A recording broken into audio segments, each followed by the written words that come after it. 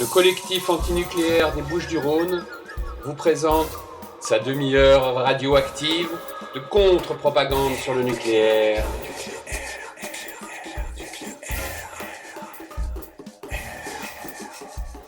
Bienvenue sur Radio Galère dans la demi-heure radioactive animée par le collectif antinucléaire des Bouches-du-Rhône les 2e et 4e mardis du mois à 14h15 et en rediffusion le jeudi de 12h à 12h30.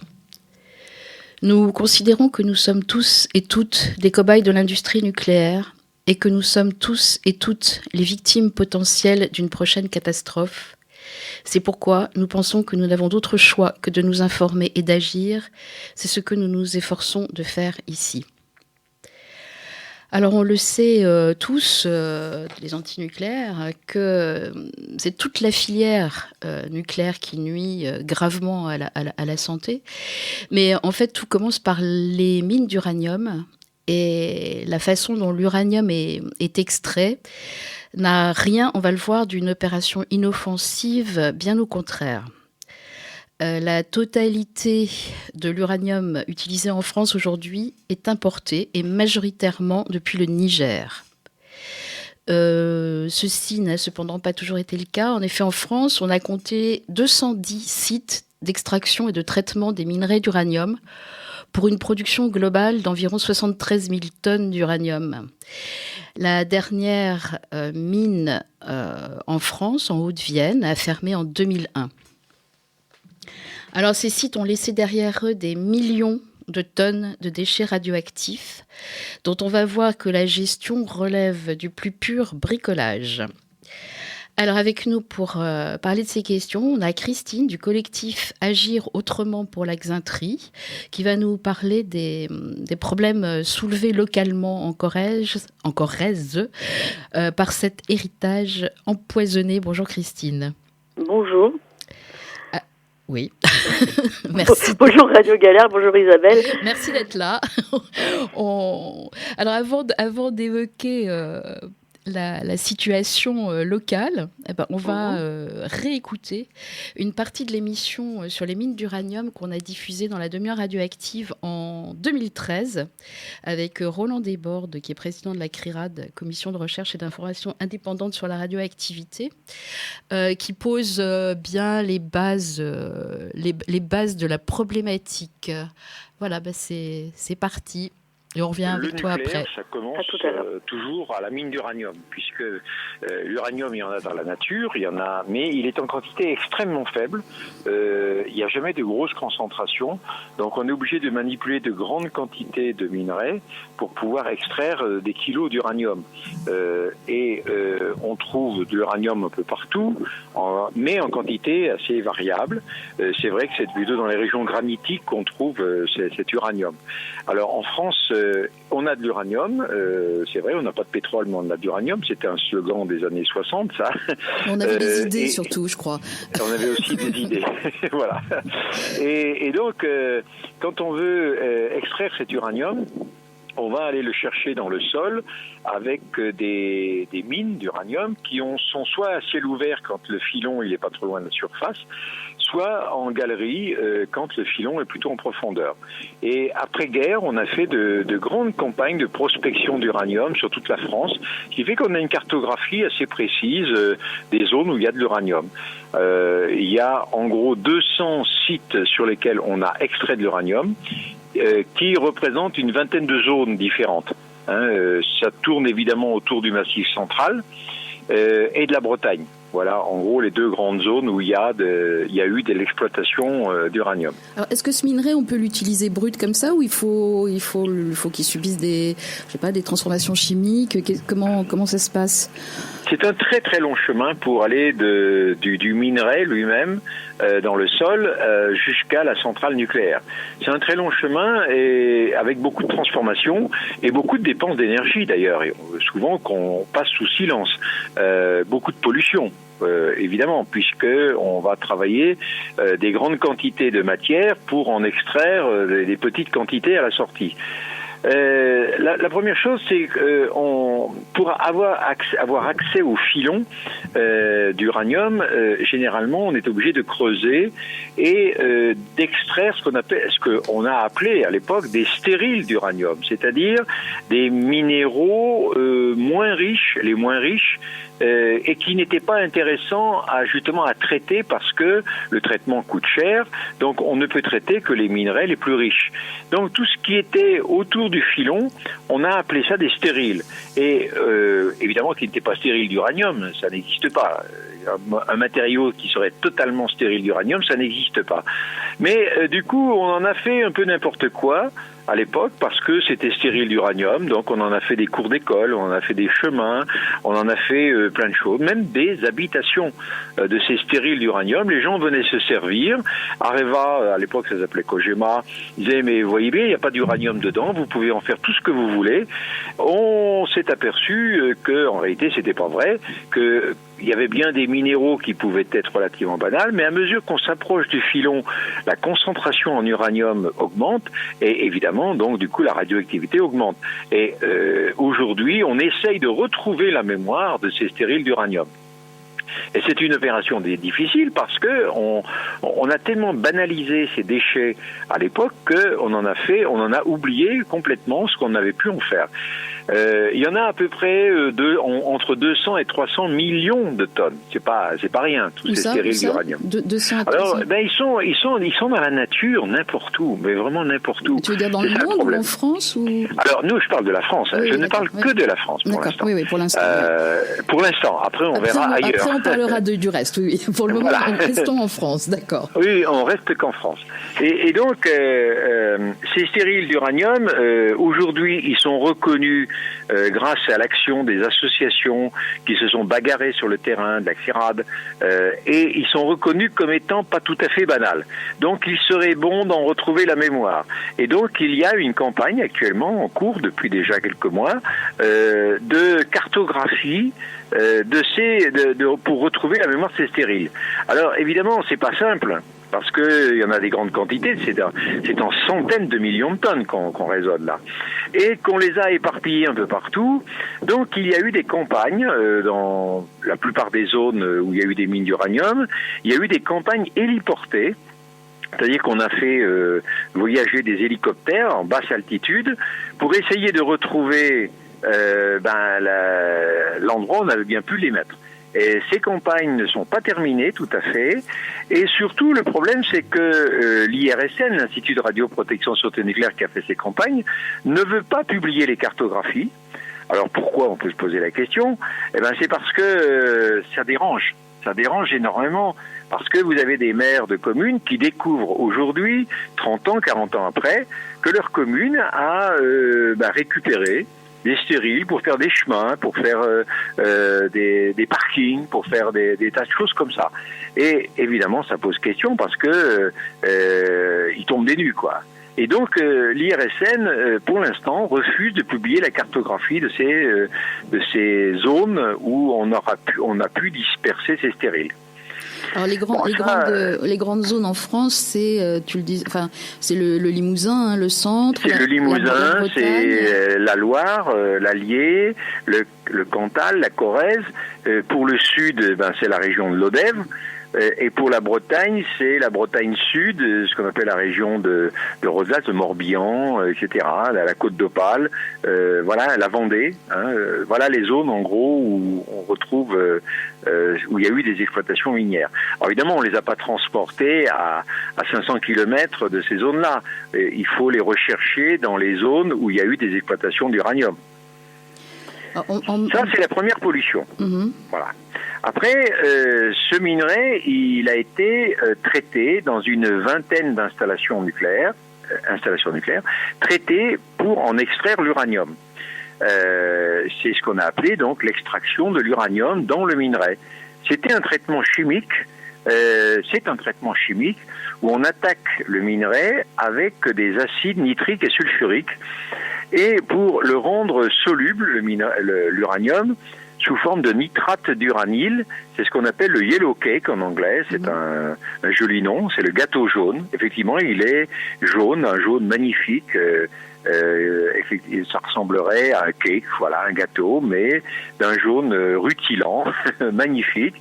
Sauf que c'est évidemment radioactif, c'est de l'uranium qui est presque pur. Il est à 90-95% sous forme d'uranium.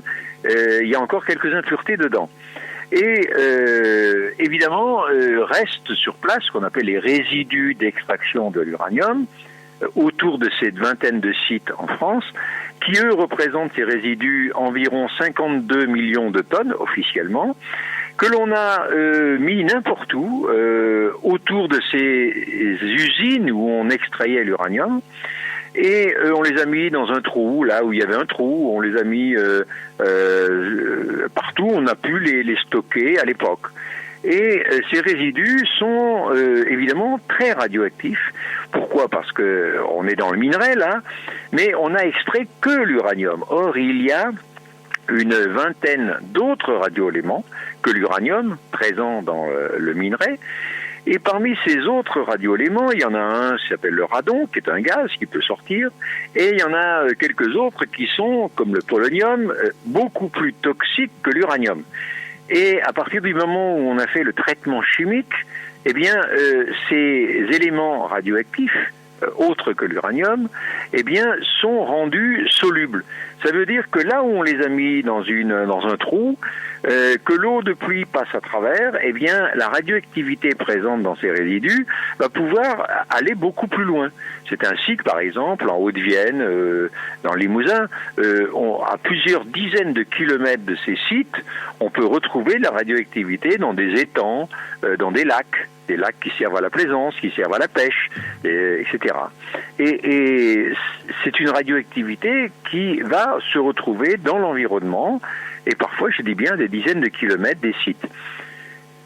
C'est une radioactivité importante, et je dis bien surtout des radioéléments beaucoup plus toxiques que l'uranium lui-même. Il a fallu beaucoup de bagarres là aussi, aux associations, à la CNERAC, pour faire reconnaître que ces résidus n'étaient pas du tout banals. Évidemment, plus dangereux que les stériles, et qu'ils devaient être considérés comme des déchets radioactifs. Avec des vies longues, parce qu'on est sur des durées de vie de plusieurs millions d'années, donc on est bien sur de la vie longue, et une radiotoxicité importante. Aujourd'hui, on reconnaît que ces résidus, oui, c'est des déchets radioactifs. Ils figurent dans certains inventaires, pas l'inventaire officiel de l'ANDRA, puisque l'ANDRA, l'Agence nationale pour la gestion des déchets radioactifs, ne gère pas ces déchets-là. C'est l'affaire d'Areva. Hein. Et par contre, on vous dit, oui, c'est bien des déchets. Si aujourd'hui on devait les traiter, on les mettrait pas là. Sous un parking comme à Guignon, ou dans un étang, ou dans un lac, on les mettrait pas là. On les traiterait comme des déchets radioactifs, et ça coûterait au minimum 1000 à 2000 euros la tonne. Alors, vous faites le petit calcul, 52 millions de tonnes par 1000 à 2000 euros la tonne, ça vous fait des milliards d'euros que ça coûterait, ces déchets-là, à traiter. Mais comme on ne sait pas où les mettre, de toute façon, il n'y a pas de site pour ces déchets-là, que ça coûterait trop cher, eh bien, on va les laisser là. Voilà l'argument qui est donné par l'administration et l'exploitant Areva. Alors, en me baladant, moi, un peu là dans le Limousin, justement, tu parlais des étangs et des lacs, ça m'avait vraiment choqué, parce qu'en fait, il y a des gens qui se baignent là-dedans, il y a des gens qui pêchent. Oui.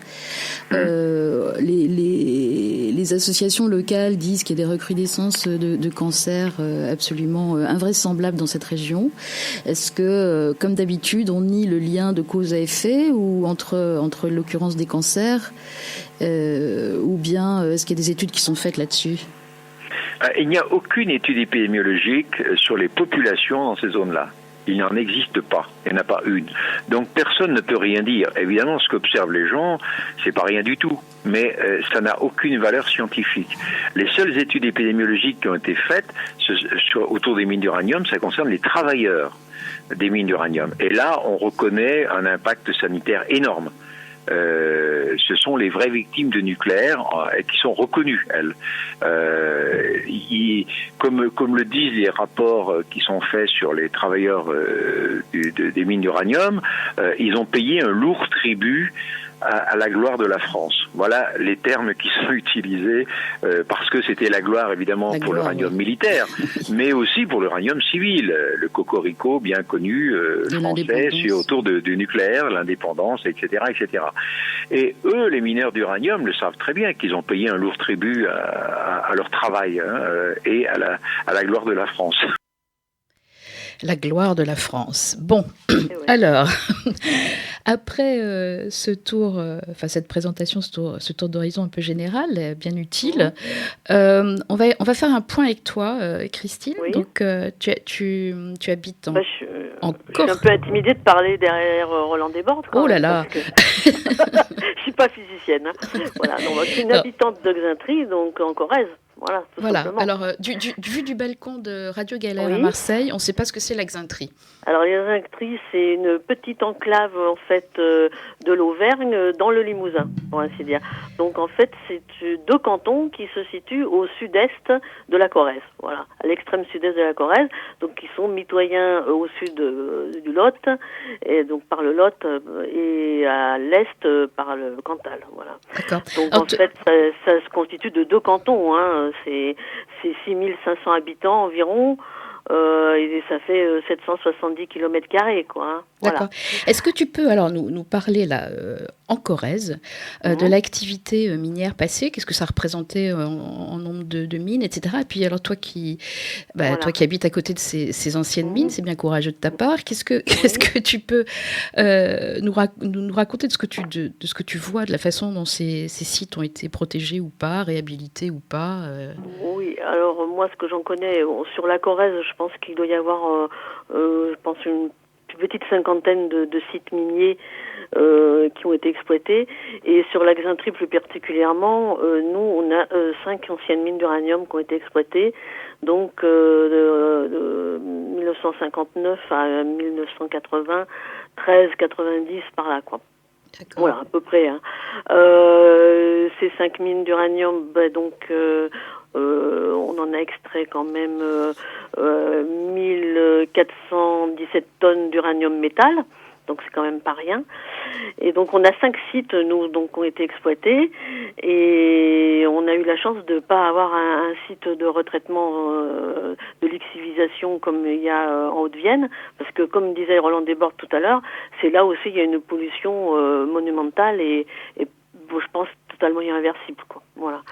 Parce que ça se rajoute, il y a des éléments chimiques pour le traitement de l'uranium qui viennent se rajouter au stockage de l'uranium lui-même, enfin des minerais, quoi. Nous, on a eu que les mines, voilà. Donc il y a des mines à ciel ouvert, enfin on a eu que, on va pas s'en plaindre, on va se pas plaindre d'en ne pas avoir eu plus, on se plaint déjà d'en avoir trop, et donc mines à ciel ouvert et galeries. Voilà. Donc, alors les mines à ciel ouvert, quand elles ont fermé, qu'est-ce qu'on en a fait? Ils ont inondé, bon, d'une part pour pas que les gens viennent prendre des résidus, quand même, derrière, continuer à creuser, on sait jamais, ou, de toute façon, c'était pour dire que c'était fini, il n'y avait plus rien, donc comme c'était plus facile certainement de remettre de l'eau pour faire un joli bassin, plutôt que de remblayer, ce qu'ils vont peut-être essayer de faire un peu maintenant à côté, puisque finalement maintenant elles sont pleines d'eau, ces bassines, donc on est obligé de les laisser. Voilà, donc c'est toujours des acrobaties, en fait, des acrobaties de terrassement, on est toujours dans des espèces de modalités de récupération un peu insignifiantes, quoi, finalement, par rapport au danger réel de ce qui a été extrait. Et surtout, en fait, une fois qu'on a inondé les mines à ciel ouvert, on n'est plus occupé, pour ainsi dire. Voilà. Donc, et ça passe pas dans les nappes phréatiques, ça ça se distille tranquillement dans la terre, hein, de toute façon, puisque c'est pas étanche, hein, donc de toute façon, alors ça se remplit avec l'eau de pluie. Je pense qu'il y en a certaines qui sont nourries par des canalisations pour qu'il y ait de l'eau à peu près tout le temps, ça sèche pas. Voilà. Donc bon, puis c'est certainement aussi ça fait aussi des cuvettes assez dangereuses. Si ça n'était pas rempli d'eau, ça pourrait donner lieu à des accidents, etc., quoi. Donc en fait, c'est surtout sur les apparences qu'ils ont joué. Et en fait, pendant toutes ces années-là, bien sûr, les fameux stériles, qui sont mal nommés, ils ont été, les gens sont venus se servir. On répète, attends, on va répéter ce que c'est. Tu peux nous réexpliquer ce que c'est un les stériles, entre guillemets, évidemment. Voilà, les stériles, entre guillemets, ce sont les résidus de la mine, c'est-à-dire, en fait, quand on veut atteindre la veine d'uranium, on creuse, on sort des cailloux, du sable, enfin, ce qu'il y a, en fait, parce que finalement, des gros morceaux, des petits morceaux, etc. Et donc, plus on se rapproche de la veine, plus les terres qui sont autour, les pierres, les roches sont chargées en uranium. Voilà. Donc, en fait, elles se décomposent, on dit souvent, c'est dénommé stérile franc pour les, les déchets qui sont un peu loin de la veine elle-même, et puis stérile de sélectivité qui se situe un petit peu plus près de la veine d'uranium. Mais tant qu'on n'est pas dans l'uranium vraiment exploitable, c'est-à-dire qu'on peut emmener justement en Haute-Vienne à la lixiviation, tout ça reste sur place, le reste reste sur place, quoi. Donc ça reste sur place et ça donc rejette. Ça fait des gros tas. Voilà, on en fait des paquets dans les coins, on les entasse, et puis on dit, comme il y en a beaucoup, on dit aux gens, venez vous servir, quoi. Ouais, c'est ce qu'ils ont fait pendant tout le temps de l'exploitation, les gens venaient se servir, et puis à la fin aussi, parce que quand il a fallu fermer, moins il y en avait sur place, mieux c'était, quoi. Voilà. Alors les gens venaient se servir pour en faire quoi? Alors ils sont venus, surtout les communes en ont fait des remblais pour les routes. Les gens qui faisaient des travaux chez eux, les fermes, sont venus en mettre dans les cours de ferme. Et il y en a dans les dalles des étables, par exemple, parce qu'on est dans des stabulations, ce qu'on appelle ici, là où les animaux restent à l'étable. Donc ils ont devant, derrière, dans les chemins, enfin un peu partout on en avait besoin pour remblayer, voilà, pour faire de l'empierrement. On a coulé des dalles de béton par-dessus, enfin j'en passe des meilleurs, quoi. Donc tout ça c'est contaminant et ça reste là, les gens vivent avec ça sous les pieds, quoi. D'accord, on est bien d'accord, c'est radioactif. Hein, absolument, c'est radioactif. D'accord. Et donc pour en revenir à ce que disait Roland Desbordes sur le recensement des mines qui a été fini, enfin pas des mines, le recensement des endroits contaminés par les déchets des mines. Et ce recensement il est terminé. Maintenant les cartes, il y en a certaines qui sont sur le site du ministère de l'écologie, de l'environnement, etc. Et donc qui sont consultables. Et c'est Areva qui les a publiés, et donc on voit tous les chemins en fait finalement qui ont été remblayés par ces stériles miniers radioactifs, quoi. Voilà, les chemins, les cours de ferme. Alors après, l'hélicoptère il passe, lui, il fait en fait, il mesure. C'est des cartes téléportées radiométriques, hein, il mesure par spectrométrie, donc il mesure le rayonnement gamma. Voilà. Donc en fait, à ne pas confondre avec le radon, quoi, parce que c'est pas le même rayonnement. Donc parce qu'on en reviendra à la fin là pour parler de l'histoire de radon, d'alpha et de gamma, mais en fait c'est un petit peu trop de passe-passe. Toujours est-il que pour ce rayonnement gamma, donc il est détecté à travers ces campagnes de cartes héliportées, et donc maintenant elles sont accessibles. Bon, alors c'est la version Areva. C'est la transparence. Alors bon, effectivement, on a parlé aussi. Bon, ça c'est les mines à ciel ouvert, donc elles sont recouvertes de flotte, en espérant que personne n'aille se baigner ou pêcher voilà. Et par contre, tu nous parlais aussi des mines en galerie. Et là, il y a une information que je trouve intéressante là sur sur le fait qu'ils ne savaient pas exactement s'il y avait eu extraction ou pas dans certaines mines. Ah oui, y avait parce que moi, du coup, je me suis dit, je vais m'intéresser un peu à qu'est-ce qui est sorti comme minerai de toutes ces mines, quoi. Et donc dans le recensement, il y en a qui disent, comme là, on sait que dans la totalité, nous, en Xaintrie, donc il y a 1417 tonnes d'uranium, mais il y a il y a des endroits où on ne sait pas, il y a un point d'interrogation. C'est-à-dire quand on met 0, on sait que les gars, ils ont essayé de trouver de l'uranium, ils n'en ont pas trouvé. Bon, ils ont foutu leur bordel, comme on va dire, ils ont mis leurs déchets autour, mais bon, finalement, il n'y avait pas vraiment d'uranium à exploiter, ils sont partis, ils ont laissé ça, plus ou moins le chantier vaguement réhabilité comme ils savent faire, mais il y a des mines où il y a un point d'interrogation. Alors moi je dis qu'est-ce qu'il y a eu dans cette mine finalement, parce que on me dit là à Darazac il y a une mine, on ne sait pas si c'est 0, si c'est rien, si c'est 10 kilos, si c'est 100 kilos, si c'est une tonne, personne ne sait où il est passé cet uranium. Moi, je trouve quand même ça assez effarant qu'on ait quand même exploité des minerais de cette importance, de cette dangerosité, et puis concernant aussi le marché auquel il est destiné. Hein. Et qu'aujourd'hui on n'ait pas une seule donnée sur ce qui a été sorti d'un site d'exploitation, quoi. D'accord. Alors là, porte ouverte à toutes les interprétations. Noir, voilà. À toutes les interprétations. Alors peut-être effectivement il n'y a rien, tant mieux. Hein. Et puis peut-être il y a eu quelque chose, tant pis. Okay. Parce que là, un peu tard. Hein. Alors on parlait aussi en préparant l'émission là sur voilà, on va parler des impacts sanitaires, mais qu'il y avait dans la région là où tu habites, en Corrèze, donc en fait il y avait toute la part du secret, de l'omerta, du silence, etc., mais aussi que ce territoire, en fait, il avait été, on va dire, colonisé par EDF, et ça depuis longtemps.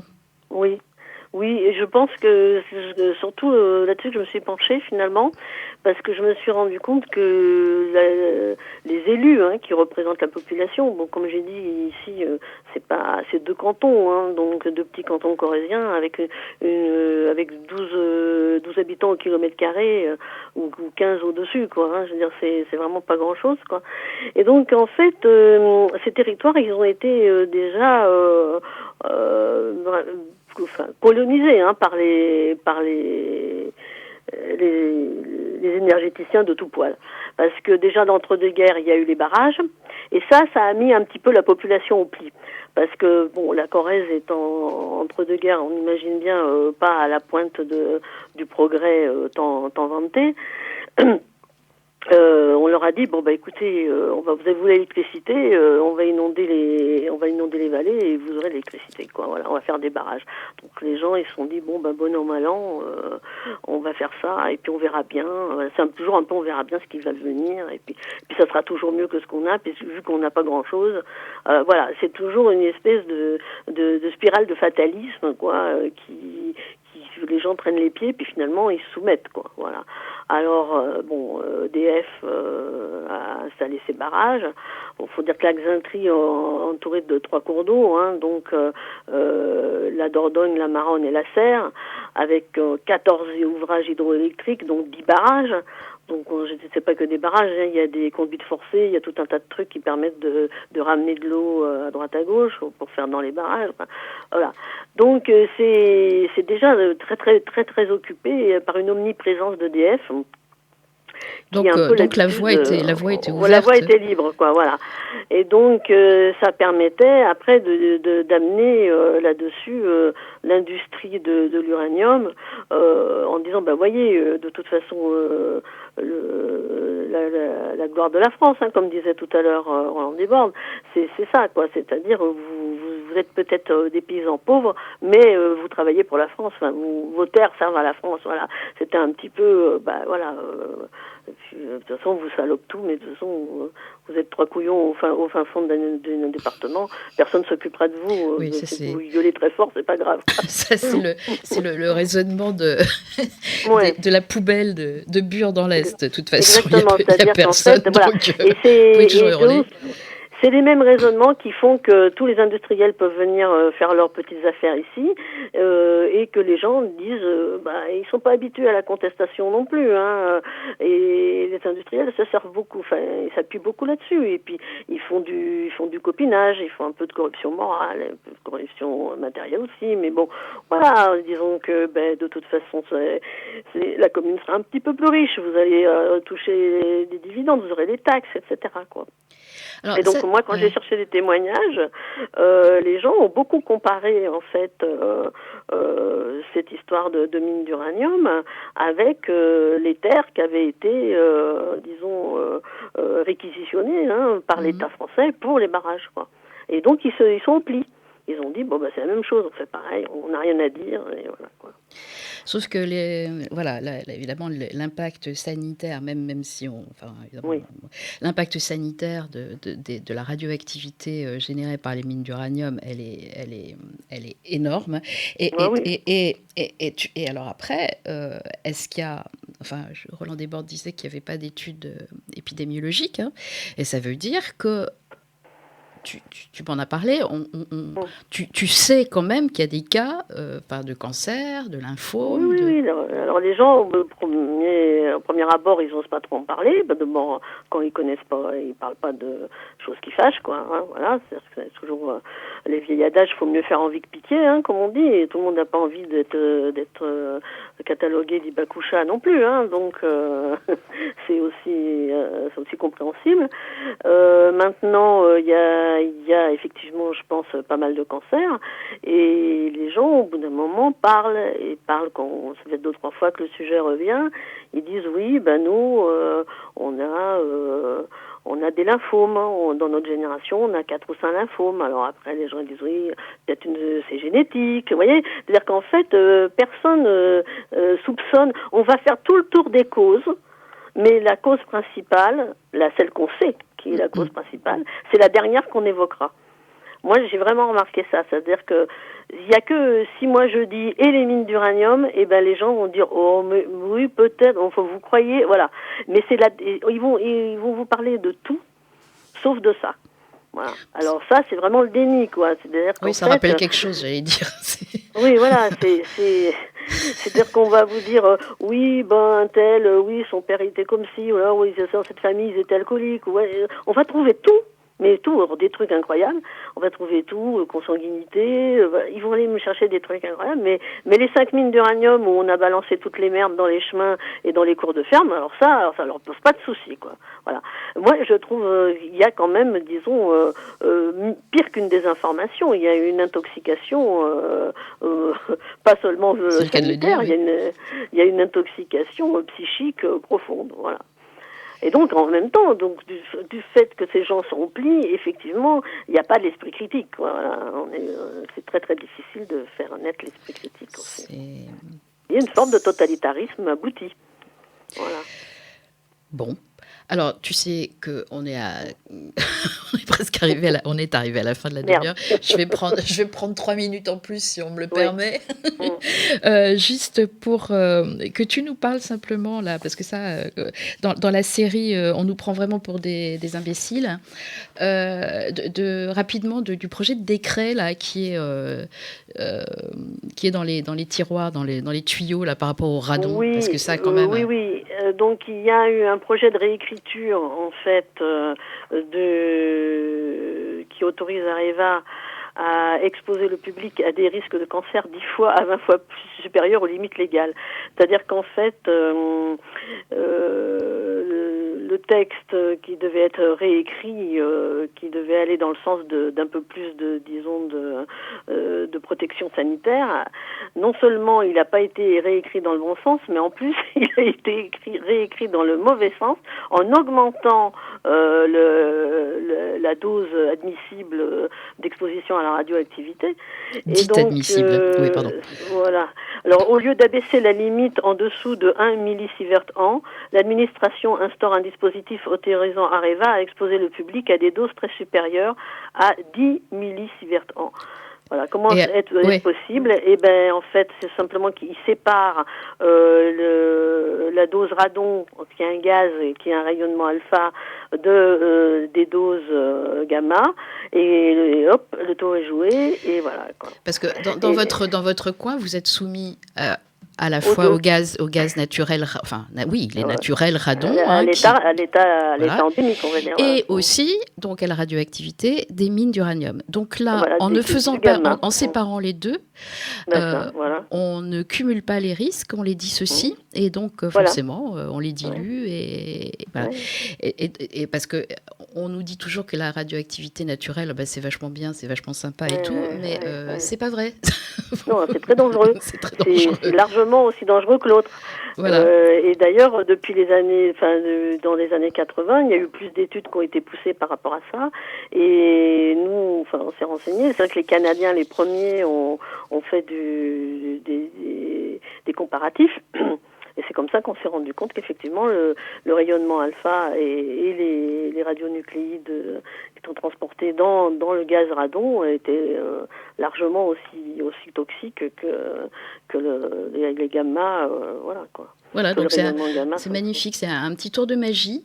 On t'enlève une des causes principales de la radioactivité et on dit, il en reste plus que la moitié, c'est magnifique. Bon, enfin, c'est comme d'habitude. Faire une petite conclusion, il y a encore 30 secondes. Pour en résumer sur ce qui se passe donc chez nous, ils vont venir donc gratter les stériles miniers qui ont été disséminés, et la solution qu'ils ont trouvée, c'est de les entasser sur un endroit, sur un terrain d'Areva qui est à côté d'une ancienne mine à ciel ouvert inondée. Et donc, en fait, c'est de tout entasser et de recouvrir avec 30 cm de terre. Voilà. Alors, moi, j'appelle pas ça enlever la radioactivité. Simplement, ils la déplacent. Donc, on va pas pleurer que le fait qu'ils viennent ramasser leur merde pour les mettre ailleurs, ça, c'est sûr. Mais c'est toujours peut-être sur un site d'Areva, au moins c'est un site d'Areva plutôt que dans une cour de ferme, c'est pas plus mal. Mais c'est pas la solution, quoi. Hein. Oui, voilà. Faut-il encore que le site soit protégé, mais bon. De toute façon, c'est l'escalade, c'est sans arrêt, quoi. C'est-à-dire qu'en fait, dès qu'on parle d'uranium et dès qu'on parle de nucléaire en règle générale, il n'y a jamais de vérité, il n'y a jamais de justice, et surtout, il y a pas de réparation possible. Voilà. C'est-à-dire, il n'y a pas de réparation possible, il n'y a pas d'antidote à la contamination radioactive.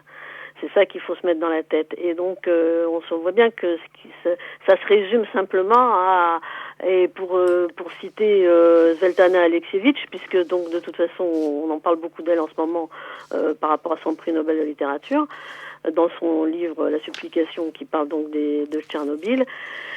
Elle cite cette phrase, elle dit ils n'ont pas trouvé d'autre solution que d'enterrer la Terre. Voilà. Et cette phrase, moi je pense qu'il faut la garder dans un coin de sa tête.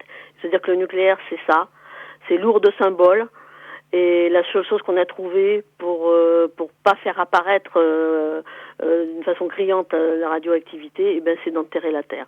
Voilà. Merci Christine. Merci Radio Galère. À bientôt. Donc, on n'a peut-être pas solutionné le problème aujourd'hui, mais bon. Non, on essaye de voilà. Informer. Voilà, et voilà, vous pouvez en tout cas retrouver toutes nos émissions depuis 4 ans sur le blog du collectif antinucléaire 13. Voilà, et merci à Radio Galère, merci à Sidi à la technique, et merci Christine et bon courage. Merci, au revoir. Au revoir.